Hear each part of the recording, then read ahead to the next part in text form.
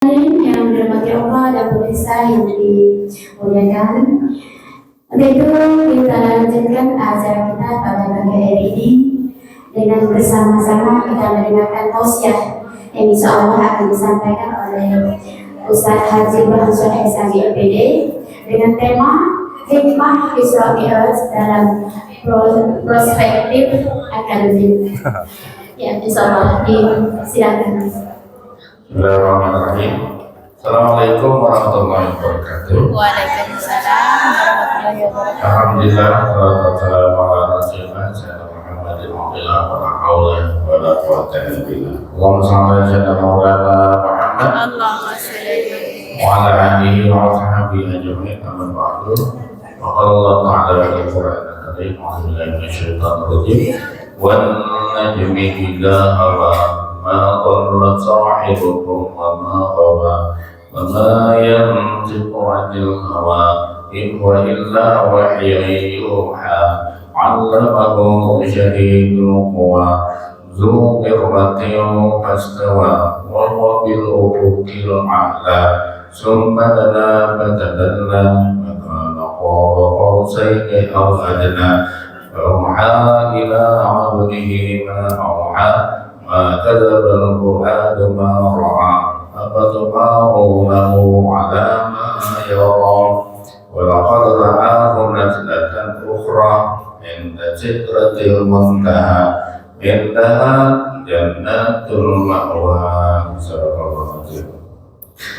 Alhamdulillah yang saya hormati Ibu Lela SHG SHMH dan ada juga Ibu Ramlah, ada Ramlah, dan juga ada Ibu semua ya, Ibu No, Bu Martini, Bu Umar, Bu Ali, dan Bu No banyak.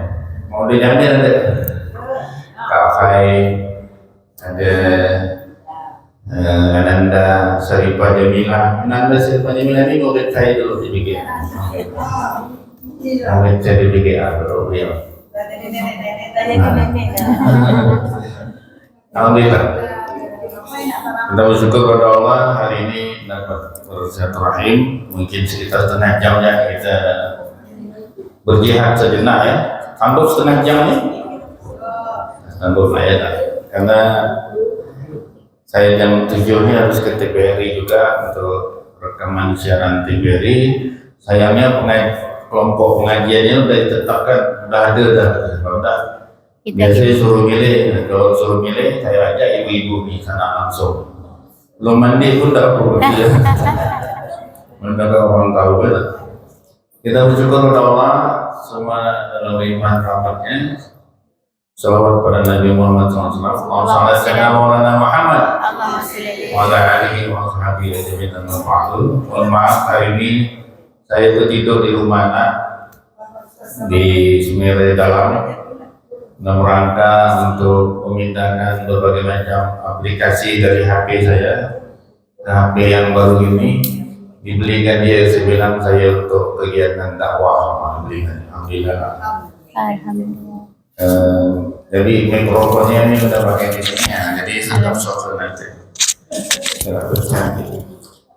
Para jemaah sekalian, peringatan Isra Mi'raj ini kalau kita petakan tema umumnya itu peringatan Isra dan Mi'raj. Kajiannya itu secara garis besar Ustadz dan para ulama menyampaikan itu ada 4 tema. Ya. Ini saya petakan dulu. Yang pertama pra kejadian Isra Mi'raj itu Nabi mengalami masalah, ya, meninggal pamannya, meninggal istrinya, tekanan makin gencar sehingga Nabi itu di gunung atau di kota Taif itu dilempari batu, kemudian berdarah, kemudian Nabi itu sedih gitu, kemana dia, ya Allah. Nah, saya bawakan kurikulum. Ya, kalau kita bicara Al-Quran itu sebagai perspektif akademik, maka Al-Quran itu kurikulum. Siapa yang aku tawarkan kurikulum ini? Kurikulum ini kan tiap tahun ganti menteri kan berubah nih. Kurikulum ini berubah. Kadang ada banyak orang yang mau terima kurikulum itu dan tiba-tiba berubah lagi, dan tiba-tiba berubah lagi. Begitulah kurikulum. Al-Quran itu kurikulum ya, cara garis besar ya, pedoman menata kehidupan. Jadi kalau kita ambil hikmahnya Al-Quran itu kita perumpamakan kurikulum. Kemana ya Allah nak bawa dakwah nih? Kurikulum nih nak tawarkan kemana? Sekolah A nolak, sekolah B nolak, sekolah C nolak. Akhirnya bersedih, kena lempar batu di Gunung Taib dan Nabi ditawarkan malaikat penjaga gunung itu. Hai Muhammad, kalau engkau mau wahai Rasul, minta ya pada Allah, kami hancurkan gunung ini, kami ratakan penduduk kota Taib dengan tanah. Jangan kata Rasulullah. Mudah-mudahan dari anak cucu mereka ini lahir orang beriman. Alhamdulillah sekarang itu di kota Taib itu orang beriman bertakwa sama-sama. Allahumma shalli ala Muhammad. Allahumma sholli. Nah akhirnya dari perjalanan itu kelihatannya Allah Maha mengetahui, ya kan? Ini udah saatnya Rasulullah ini dipanggil naik ke langit. Tapi bukan karena musibah ya. Ingat ibu-ibu, kalau ada penceramah yang mengatakan Rasulullah itu dibawa naik ke langit karena musibah, bukan. Karena mati istri, bukan. Tapi memang udah direncanakan oleh Allah, takdir Allah harus naik. Cuman waktunya ya disesuaikan dengan keadaan gitu. Ya ditinggal mati istri itu kan sedih juga, sedih. Saya merasakan itu sedih luar biasa itu. Meninggal istri Siti Khadijah yang kemarin udah dikupas bagaimana pengorbanan beliau, cintanya beliau kepada Rasulullah. Kemudian kalau katanya kemarin itu Ibu nyampaikan tuh, kalau aku udah tidak ada harta tulang aku nih ya dijadikan untuk membantu Rasulullah. Betapa hebatnya seorang istri seperti Khadijah ya. Tinggal Rasulullah itu mendapat pelayanan luar biasa dari Siti Khadijah itu. Rasulullah itu tidak mau nikah lebih dari satu selama masih ada Siti Khadijah. Setelah Siti Khadijah tidak ada, baru Rasulullah itu menikah. Nah itu hebatnya. Ini kalau ibu-ibu punya pelayanan yang bagus, insya Allah suaminya tidak akan menikah lagi ya. Amin. Nah, itulah saking cintanya Siti Khadijah kepada Rasulullah dan sebaliknya, kalau Rasulullah pun cinta pada Siti Khadijah, apa yang terjadi? Meninggal dunia, sedih. Aku nak kamar sini hel, menjadikan umat ini. Yang tak ganggu. Baik. Nah, jadi sedih luar biasa, teramat luar biasa sedihnya Rasulullah. Saat itulah beliau dipanggil, dinaikkan ke Sidratul Muntaha. Nah itu ya perang. Kemudian dalam sudut pandang akademik keilmuan ya, dalam sudut pandang keilmuan, apa sebenarnya dimaksudkan dengan Rasulullah dipanggil naik ke atas itu? Yang pertama menghadap Allah ya, untuk menerima perintah sholat, ya kan? Tapi sebelumnya jauhi dengan survei, ya. Tadi banding loh, jadi membandingkan masalah Nabi Muhammad yang sedang dihadapi dan dibandingkan dengan masalah Nabi Adam, Nabi Yahya, Nabi Isa, dibandingkan dengan masalah Nabi Yusuf, kemudian masalah Nabi Idris, masalah Nabi Harun, dan masalah Nabi Musa, serta masalah Nabi Ibrahim. Nah setelah masalah ini kita bandingkan dengan merujuk pada Al-Quran, ternyata kata Rasulullah, para nabi itu mengalami ujian yang berat. Ya, ujian yang paling berat itu dialami hamba Allah adalah para nabi. Baru beliau mengeluarkan hadis itu diperkuat dengan dalil misalnya ayat Quran, bagaimana masalah Nabi Adam. Apa masalah Nabi Adam itu?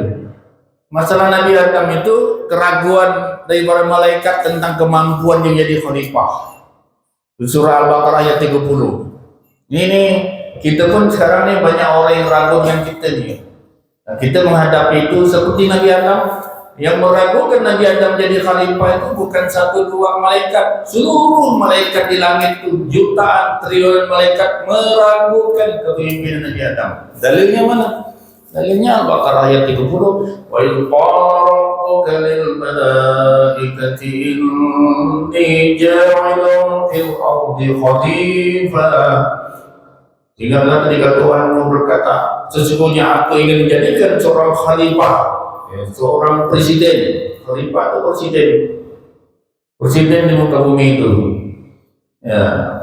Lalu diragukan oleh malaikat, termasuk jin dan iblis. Qalu ataj'alu fiha may yufsidu fiha wa yasfiku dima'a. Kenapa kau kami jadikan orang, kata malaikat? Ataj'alu fiha, malaikat pun menggunakan kata ta. Dia mengatakan pada Allah ta. Kenapa engkau? Dia mengatakan Allah itu engkau, bukan pakai Allah lagi. Qalu ataj'alu fiha, apa kau membuat menciptakan orang yang seorang yang akan membuat kerusakan di muka bumi, menumpahkan darah, kata para malaikat, jin dan setan.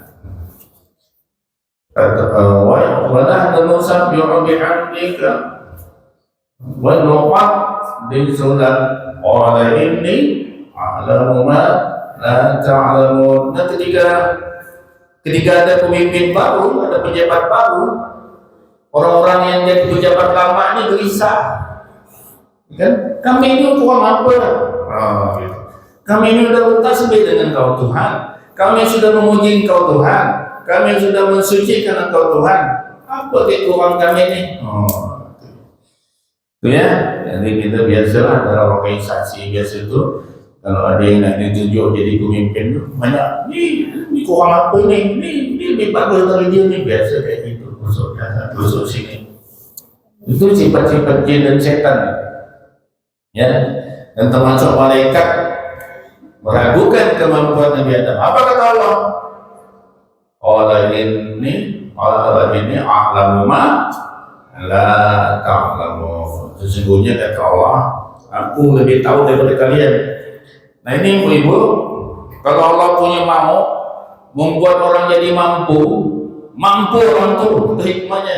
Makanya Nabi dipertemukan Nabi Adam dengan Nabi Muhammad pertemukan Nabi Adam, jangan takut.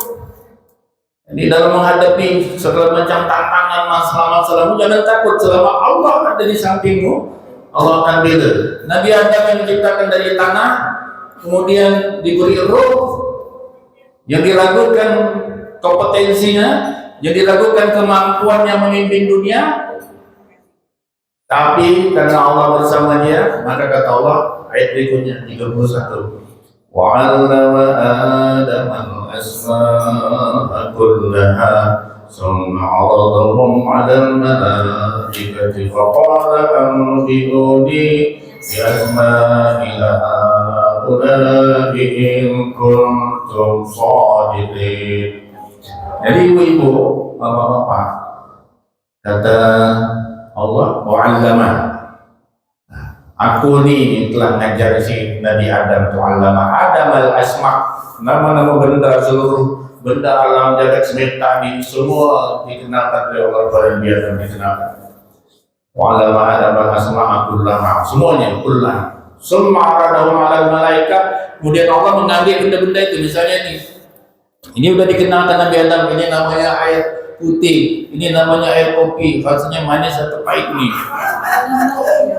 Manis. Ini air lemon, ini air itu semua dah. Kemudian Allah ambil, waradahum alal malaikat, Allah ambil air itu, ambil malaikat kata Allah. Coba kau sebut apa namanya nih?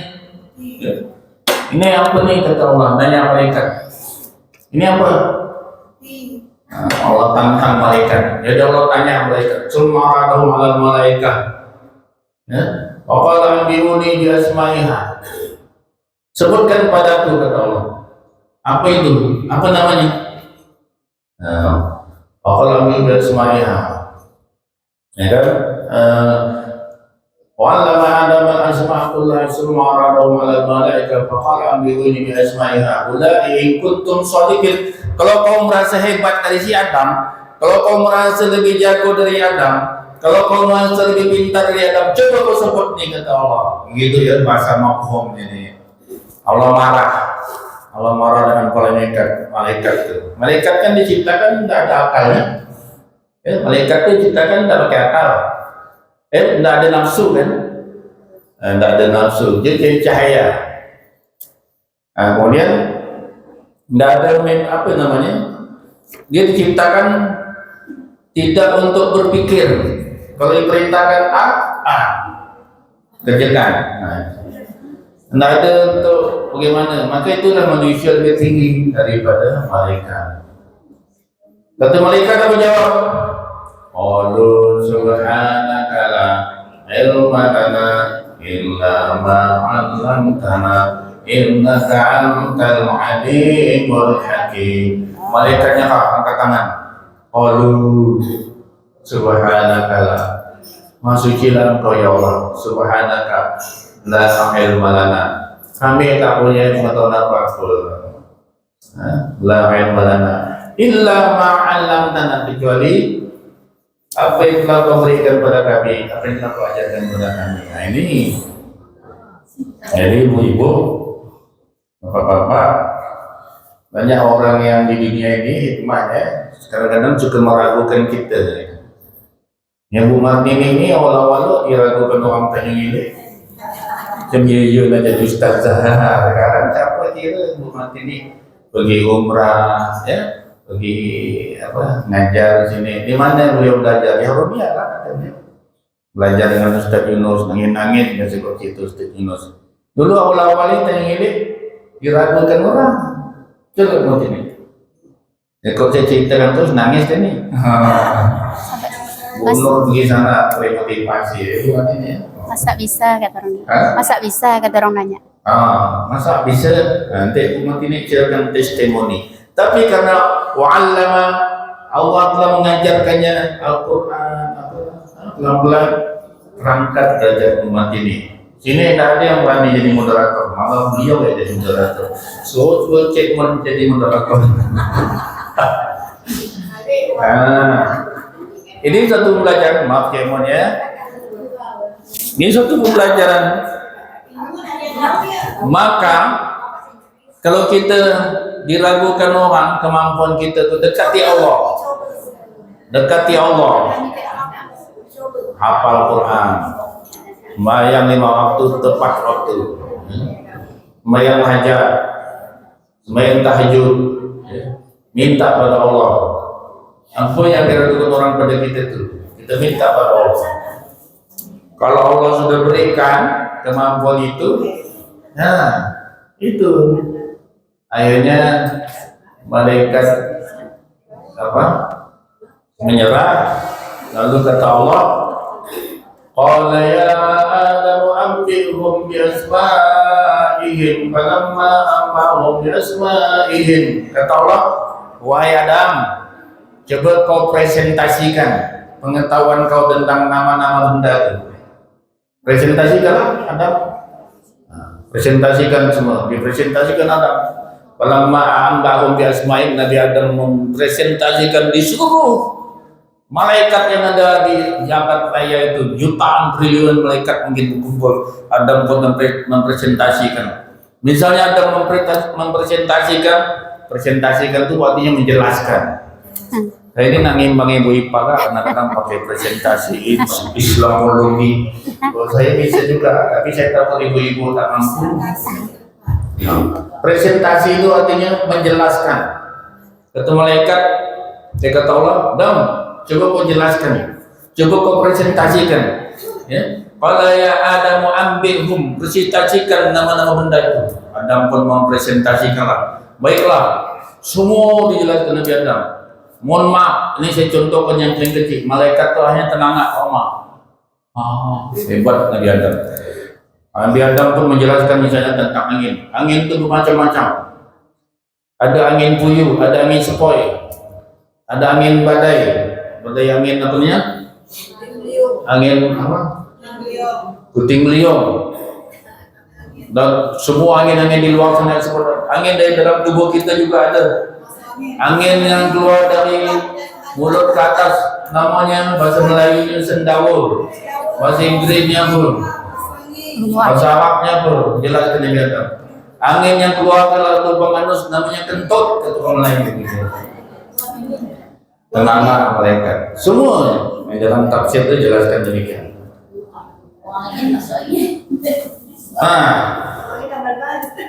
Jadi kalau Allah sudah mengawal kita, kalau Allah sudah membackup kita, kalau Allah sudah reda pada kita, dibelanya kita, diajarnya kita, diberinya kita ilmu.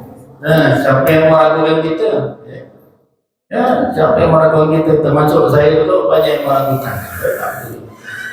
Berdoa. Minta pada Allah. Ya, saya di sini ya Allah, ngapa Quran ini bukan ingin jadi ulama, pengen untuk diri saya ya.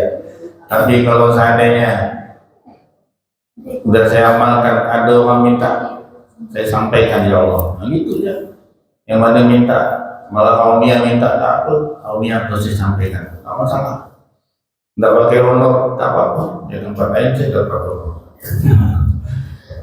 Apa? Di mana-mana dapat. Macam beli HP ini gaji dari Allah. Tidak ada Yahunia kan sini. Nah, berapa harga itu? 4 juta lebih. Macam mana nih ya Allah ya? Saya ini pengen beli HP baru nih, bukan untuk lagak-lagaknya, untuk mau kambingnya. Cuma ya. HP ini pakai mikrofon ini lebih bulat suaranya ya Allah. Bila datang. Minta pada Allah. Nah, begitu ibu-ibu ya. Jadi kita bergerak di dunia dakwah ini, yang orang belah ini kan, malah melintang dunia dakwah. Nada banyak, tidak bisa jadi orang kaya yang gerakan majlis taklim ni, tapi tidak bisa jadi orang kaya. Nah, perlu ada ya, nak pengen makan ni ada, penyusun sistem ada. Tapi nak jadi orang kaya tidak bisa. Nah, nanti kalau udah banyak harta, dah ngasih dengan harta pula. Misalnya saya dapat HP mahal, lalu lupa ngaji main HP. Nah itu Bapak Ibu sekalian ya. Baik. Akhirnya apa? Ini jarang diangkat nih ya. Maka saya ngambil ini yang jarang diangkat. Akhirnya apa? Adam pun dilantik. Nah ini perspektif akademik. Kalau Al-Qurannya mengatakan demikian. Wa iz qulna lil malaikati isjudu li Adam fasajadu illa iblis aba wastakbara wa kana minal kafirin. Lalu Allah melantik Nabi Adam. Wahai malaikat, aku sudah melantik Adam menjadi khalifah. Wa iz qulna, maka kami berkata lil malaikah, kepada malaikat, lil malaikat isjudu li Adam, hormat kepada Adam, sujud kepada Adam. Fasajadu, mereka semua sujud illa iblis tak mau sujud. Nah ini Bu, ini kalau ibu-ibu duduk dalam jabatan RT, KPPS, ketua majelis taklim, ketua misalnya ketua organisasi, ada yang ngiri itu udah lumrah. Ya sudah, itu anak buahnya yang ngiri-ngiri itu berarti anak buahnya dia lah, anak buah jin, anak buah setan. Itulah ibu yang mana sesuai dengan kemampuan kita. Iblis kata, Aba wastakbar, mereka menyombongkan diri. Kata iblis apa? Ana khairum minhu, dalam surah yang lain. Aku lebih baik dari dia. Inilah Bapak Ibu sekalian. Apa yang dialami Nabi Adam selanjutnya dapat fasilitas. Wa qulna ya Adam uskun, wahai Adam diamlah kau di surga itu. Wa qulna ya Adam uskun anta wa zawjukal jannah, engkau dan istrimu diamlah di surga itu. Wa kula minha ragadan, makan kau dari buah-buahnya kau suka di surga. Wa kula minha ragadan haitsu syi'tum, dari mana pun kau mau ambil silakan. Tapi wala taqraba hadhihi syajarah, jangan kau dekati pokok yang satu tu, katanya pohon kulti. Kalau kau dekati, wala taqrabu hadhihi syajarah fatakuna minadh-dhalimin. Karena dapat jabatan, dapat fasilitas kendaraan lah kalau di dunia ini kan, dapat kursi empuk, dapat ruang besar, ya kan, dapat tunjangan jabatan, dapat honor lebih besar dari anak buah, itulah namanya pejabat. Tapi ada yang ngiri, setan tak terima nih. Itulah kalau orang duduk dalam jabatan, pasti ada yang tak suka. Kata setan, tak bisa. Gara-gara dia ni aku tak dapat jabatan pemimpin Al-Aziz dulu, setan tu juga Al-Aziz. Aku harus upayakan dia keluar. Akhirnya ayat berikutnya kata Allah, fa'adzallahuma syaitanu anha fa'akhrajahuma mimman kana fihi. Kemudian Nabi Adam digelincirkan oleh syaitan. Dia berdua, fa'adzallahuma syaitanu anha, dari surga itu. Fa'akhrajahuma mimman kana fihi. Akhirnya Adam dan Hawa keluar dari surga. Waqulna bitu ba'dukum li ba'din aduwwun, maka kami tetapkan kata Allah kalian jadi musuh antara satu dengan yang lainnya. Jadi kita ini ditetapkan oleh Allah bermusuh-musuhan dengan iblis. Makanya jangan nak berkawan dengan iblis. Siapa iblis tu? Di dunia ini ada tak iblis tu? Mana? Partai-partai yang komunis tu itu iblis tu. Saya tanya warga Indonesia ya, di Cina sana partai komunis ada, itu iblis tuh, tentara iblis yang ada di Eropa itu tentara iblis, ya kan? Pokoknya orang kafir semua itu tentara iblis. Apa gitu? Kami tetapkan kata Allah, qulna bitu wa qulna bitu barokul badin adun. Makanya kisah Nabi Muhammad SAW bertemu dengan Nabi Adam, kita dapat hikmah. Yang pertama, umatnya dididik supaya tahu setiap kita punya kemampuan, ada orang yang meragukan kita, ada orang yang mengentengkan kita. Baik ibu berusaha di dunia usaha bisnis, makan minum, catering, dekorasi, apapun, majelis taklim, setiap kita itu pasti ada yang meragukan. Tapi minta kepada Allah untuk melindungi kita. Seperti yang kedua, jika ada kesempatan untuk mempresentasikan kemampuan kita, lakukan. Kalau kita diberi kesempatan untuk ngomong, kalau kita diberi kesempatan untuk mendemonstrasikan, silakan, boleh. Ya, qala ya Adamu ambihum yasma'ihim. Yang berikutnya, kisah Nabi Adam, Nabi Muhammad ketemu dengan Nabi Adam itu bahwa apabila kita berhasil menduduki jabatan tertentu, pasti ada yang ngiri sama kita, bahkan ingin menjatuhkan kita atau menghilangkan kita dari jabatan itu. Memang begitulah takdirnya. Kemudian yang keempat, ingat setelah Nabi Adam dan si iblis ditetapkan saling bermusuhan, termasuk anak cucunya, musuh kita adalah iblis. Nabi Adam punya masalah, telah turun ke dunia, dibekal oleh Allah, disayang oleh Allah, ya kan? Watalaqa Adamu min Rabbih kalimatin. Kami ajarkan Nabi Adam itu satu kalimat. Watalaqa Adamu min Rabbih kalimatin fataba alaihi. Kemudian Allah mengampunkan Nabi Adam. Innahu kana tawwabur rahim. Watalaqa Adamu min Rabbih kalimatin fataba alaihi innahu Wattawwabur rahim, sebenarnya Allah Maha menerima taubat. Kemudian Allah bekalkan qul nabitu minha jami'an fa imma ya'tinakum minni huda faman tabi'a hudaya fala khaufun 'alaihim wa la hum yahzanun. Ingat, jika Adam diturunkan ke dunia, Allah beri bekal, ya, ampunan. Kedua, nanti aku akan berikan kepada engkau Al-Quran, petunjuk. Apabila datang petunjuk, ikuti kata Allah. Jika engkau mengikuti petunjuk, faman tabi'a huda fala khaufun 'alaihim, tidak dia merasa takut, wala yahzanun, tidak akan bersedih. Jadi masalah apapun yang ibu hadapi di rumah, jangan jauh-jauh dari Al-Quran. Baca aja Al-Quran itu 1 juz sehari. Masalah apapun, masalah, semua masalah, obatnya baca aja Al-Quran.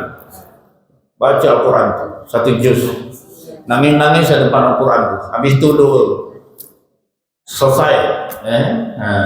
Padahal khaufun 'alaihim, tidak akan ada rasa takut pada mereka, wala yahzanun, tidak akan rasa sedih kalau kita mengikuti petunjuk. Nah itu ya kisah Nabi Adam. Sudah selesai dah waktunya ibu-ibu. Dan masalah Nabi Adam apa? Setelah turun di dunia, Nabi Adam itu dapat Bencananya apa?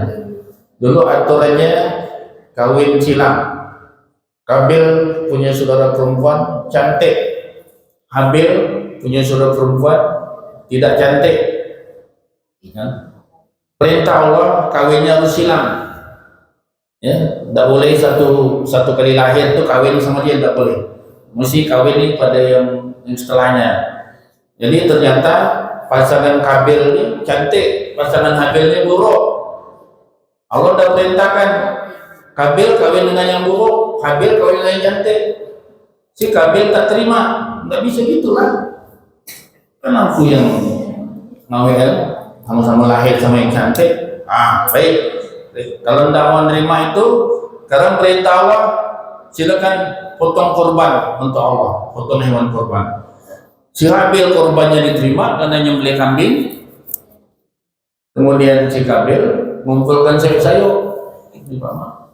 Mama kalau nak ngasih sayur jangan ngasih sayur. Ngasih kambing kok. Kambingnya.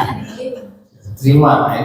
Kalau korban. Nah, akhirnya diterima korbannya si Habil. Habil yang berhak mengawini adik yang cantik, tapi Kabil tak terima. Akhirnya apa? Dibunuhnya. Saudaranya itu dibunuh. Kata si Habil, kalau kau membunuh aku tak akan menggerakkan tangan aku untuk melawan. Nah, bayangkan Bu, masalah Nabi Adam itu anak yang membunuh. Ini terjadi waktu ini di Sampang Madurai, Pak Umar ya.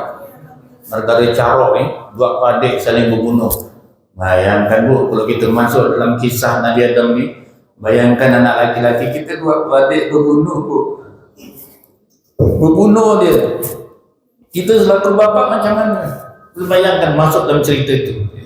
Makanya kalau membaca Quran itu kita masuk dalam kisah itu. Sedih Bu. Kalau saya jadi Nabi Adam masa itu, atau kejadiannya sekarang, nangis kita, tak mampu kita.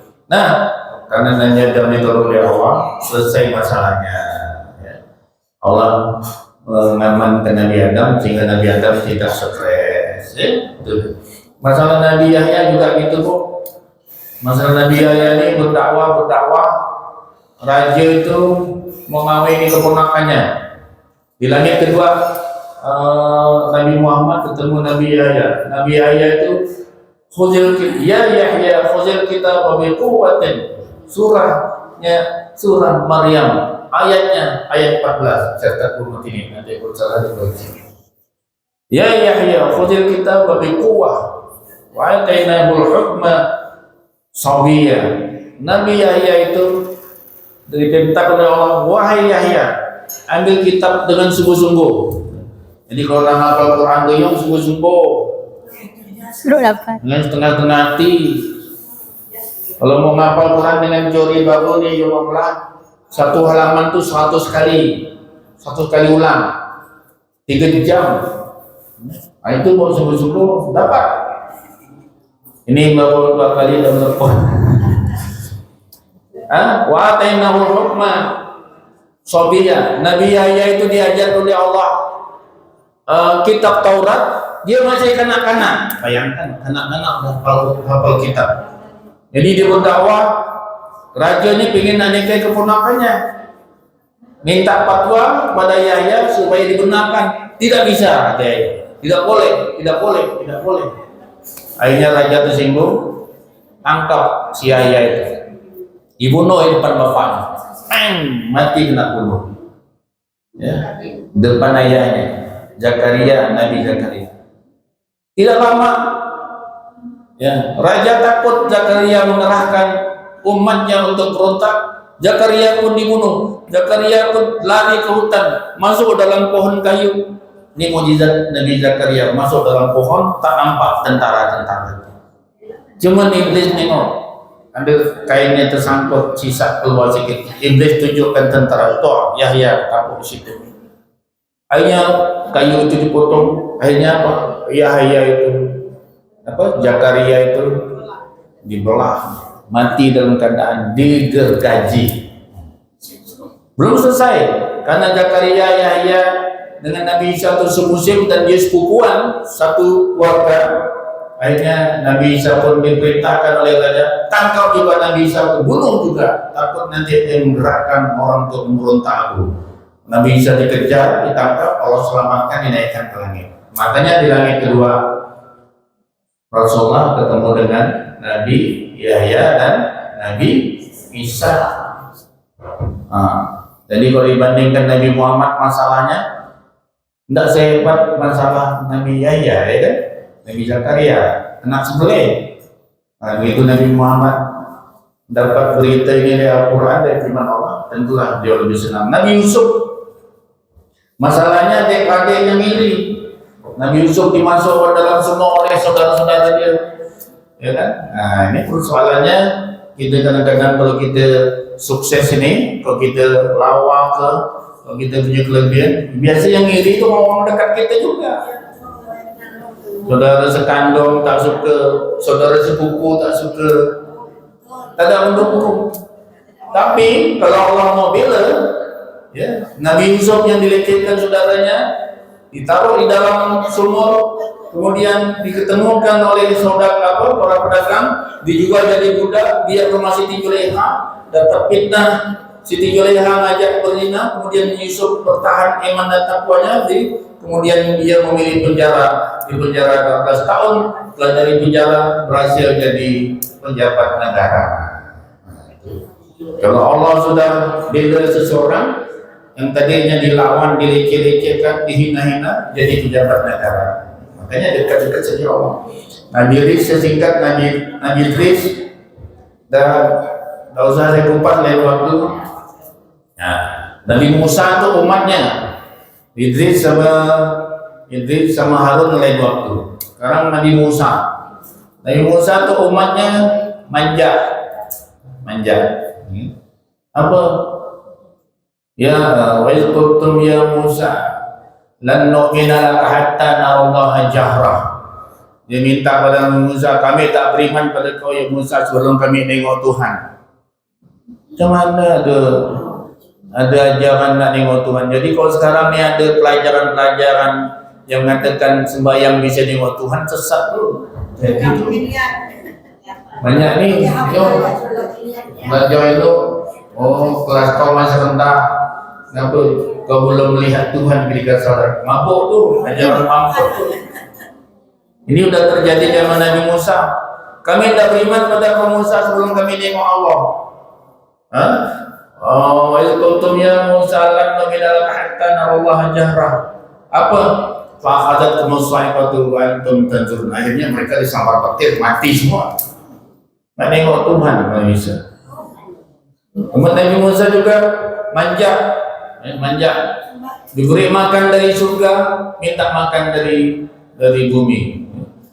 Ya wazallalna 'alaikumul ghamama wa anzalna 'alaikumul manna wassalwa kulu min thayyibati ma razaqnakum. Apa?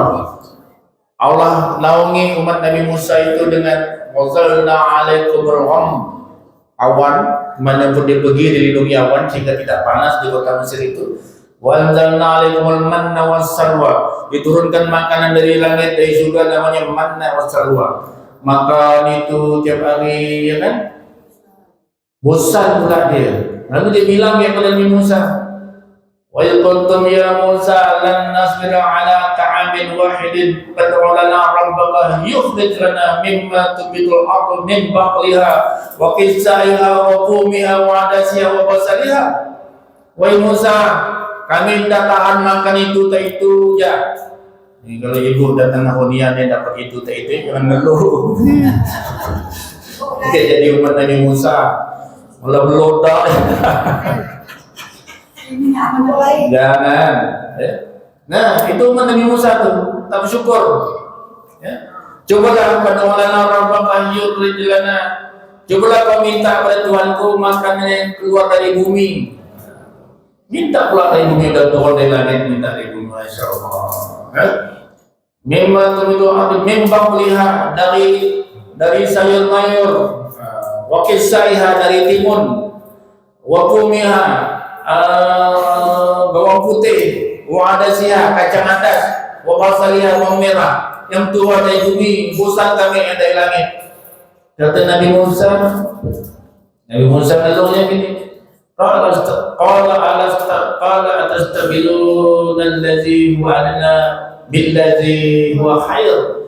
Kau ingin minta gantikan makanan apa yang buruk, makanan yang kurang bagus dengan makanan yang sudah bagus, kata Musa. Ihbitu misran Bainalakum man sa'altum. Gampang kau cari itu, kata Musa. Kau cari di kota-kota dekat situ kau ketemukan. Marah, Allah marah. Akhirnya Allah marah. Orang tak bersyukur macam Nabi Musa itu Allah marah. Bagaimana Allah marah?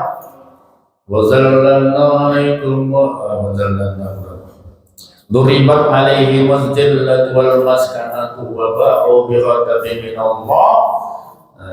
Dzalika bi annahum kanu yaquluna bi ayatillah wa yaqtuluna nabiyina bi ghairi al-haq. Dzalika bima asaw wa kanu ya'tadun. Kata Allah, kami turunkan kehinaan akibat umat Nabi Musa tidak bersyukur pada Allah, ya, diturunkan kehinaan. Duribat alaihimuz zillatu wal maskanatu, kami jadikan mereka miskin, kata Allah. Jadi kalau orang tidak bersyukur itu Allah akan jadikan dia miskin. Wal maskanatu Waduribat alaihimuz zillatu wal maskanatu wa ba'u bi ghadabin min Allah, dan dapat kemarahan dari Allah. Allah marah buat dia miskin, buat dia terhina. Sampai sekarang terhina. Ini yang bunuh-bunuh di Palestina itu orang-orang terhina, Yahudi itu. Dan yang terakhir masalah Nabi Ibrahim itu yang dihadapi ayahnya mayung tak beriman. Ngapa? Utlu Nabi Ibrahim qala li abi wa qawmi ma ta'budun. Jadi Nabi Ibrahim itu menghadapi siapa yang tak beriman itu? Bapak dia seorang. Nah, ini masalah Nabi Ibrahim, ya. Bapak Nabi Ibrahim itu akhirnya ya, sampai meninggalnya dalam keadaan tidak beriman kepada Allah. Nah, inilah itu dibanding. Nah, insya Allah kami yakin masalah kita pun banyak seperti yang dialami para nabi. Nabi-nabi punya masalah, Allah tolong. Bagaimana media caranya mendapatkan pertolongan Allah? Buka surah Al-Baqarah ayatnya ayat 45. Alhamdulillah nasyaitanir rajim. Wasta'inu bis-sabri was-salah wa innaha lakabiratun illa 'alal khashiyin. Nah, kalau kita punya masalah, Bapak Ibu, nah Allah datangkan, siapa hamba yang punya masalah? Yuk, ya, wasta'inu, minta tolong sama aku, kata Allah. Wasta'inu dengan bis-sabri, dengan sabar dan sholat. Nah, inilah bekal perintah yang diberikan oleh Allah kepada Nabi Muhammad supaya kita menghadapi masalah-masalah itu jangan jauh-jauh dari Allah, ya. Apapun masalah kita, makin banyak masalah, makin harus dekat dengan Allah. Makin berat masalah, makin harus banyak sholat 5 waktu, tambah sholat sunnah. Makin banyak masalah, kerjakan sholat duha. Banyak masalah, kerjakan sholat tahajud, kerjakan sholat taubat, kerjakan semua ibadah-ibadah sholat yang guna mendekatkan diri kepada Allah. Insya Allah semua akan diselesaikan oleh Allah. Dan demikianlah yang dapat kami sampaikan sebagai kesimpulannya, bahwa hikmah Isra Mi'raj ini dalam perspektif akademik, dalam perspektif keilmuan, yang pertama, Nabi diundang, ditugaskan untuk melakukan perjalanan, untuk menerima kebijakan, untuk menerima perintah salat. Perintah salat hal yang utama dalam peristiwa Isra dan Mi'raj itu. Namun seperti kita ditugaskan ke Jakarta oleh pemerintah, maka kita pun sempat berjalan ke Ancol, ke Bali misalnya. Nah, Rasulullah diberi kesempatan untuk survei, lihat surga dan neraka sebagai tempat akhir manusia, ya. Nanti Allah Rasulullah diberi kesempatan untuk melakukan studi banding, ya, melihat bertemu dengan para nabi, Nabi Adam, Nabi Yahya, Nabi Isa, Nabi Yusuf, Nabi Idris, Nabi Musa, Nabi Harun, Nabi Musa dan Nabi Ibrahim. Nah, itu untuk kita melakukan studi banding kasus antara Nabi-Nabi dengan kita. Kemudian setelah itu menerima perintah sholat. Ternyata jika ingin masuk surga, yuk sholat. Jika ingin bebas dari neraka, yuk dirikan sholat. Jika ingin ditolong dalam masalah, yuk dirikan sholat. Jika ingin meningkatkan kompetensi, yuk sholat minta pada Allah ilmu kita. Menghadapi orang yang meragukan kita, minta pada Allah pertolongan supaya diberi kekuatan. Demikian, terima kasih. Assalamualaikum warahmatullahi wabarakatuh. Waalaikumsalam. Waalaikumsalam warahmatullahi wabarakatuh. Jamaah yang dirahmati Allah, demikian tausiah yang disampaikan oleh Ustaz kita pada pagi hari ini. Banyak yang paham ya, insyaallah. Ya, insyaallah mudah-mudahan apa yang disampaikan Bapak tadi sedikit saya ulang ya, bahwa sebelum kejadian Isra Mi'raj itu Allah memang sudah merencanakan Allah untuk menghibur Nabi kita Nabi Muhammad SAW untuk ke Sidratul Muntaha menerima perintah sholat. Namun bertepatan dengan sebab itu Nabi banyak tekanan-tekanan dari kaum Quraisy dan juga Nabi waktu itu mendapat kesedihan dengan istri, dengan anak. Semoga Allah menghibur Nabi kita di perjalanan ke Sidratul Muntaha. Kemudian setiap kita pasti ada yang meragukan kemampuan kita. Namun Allah punya kehendak, insya Allah kita selalu dibantu oleh Allah dan selalu ditolong oleh Allah. Saya sering bilang begini, ya Allah, kalau takkan aku di situ, berikan aku kemampuan ya Allah, berikan aku kekuatan ya Allah. Allah semua yang terjadi. Kemudian setiap penderitaan, setiap masalah, setiap apapun yang kita hadapi, insya Allah ada yang sabar, ada buah kesabarannya.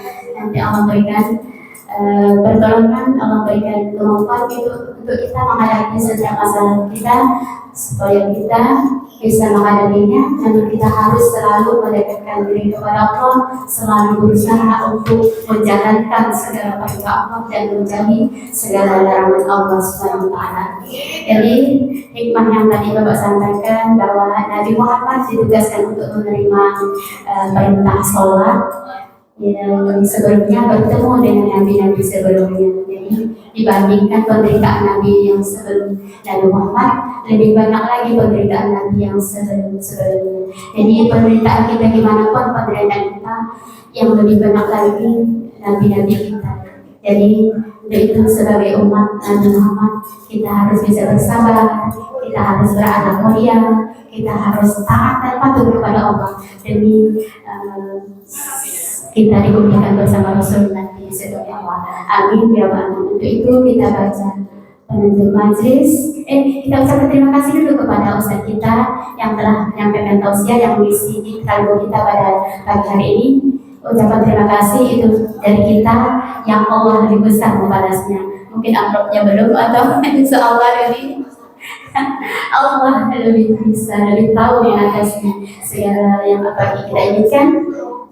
Insya Allah Allah akan balas setiap ilmu yang Ustaz berikan kepada kita, bermanfaat buat beliau pribadi, lebih-lebih juga buat kita hadir di sini. Kita akhiri, subhanallahumma wa bihamdika, asyhadu an la ilaha illa anta, astaghfiruka wa atubu ilaik.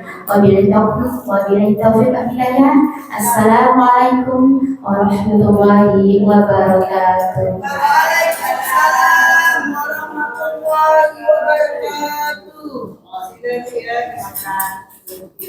Kami